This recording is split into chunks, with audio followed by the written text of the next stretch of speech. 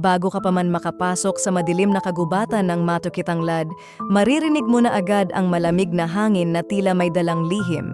Sabi ng matatanda, may tagapagbantay rito, isang nilalang na walang mukha, tahimik na nagmamasid sa mga dayong umaakyat.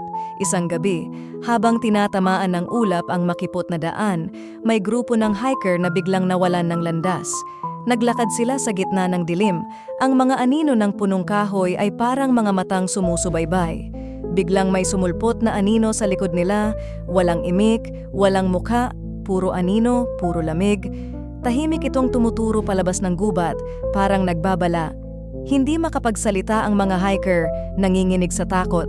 Sinundan nila ang anino at bigla silang napadpad sa tamang daan. Paglingon nila, nawala ang nilalang, naiwan lang ang malamig na hangin at mahinang yabag na parang paalam.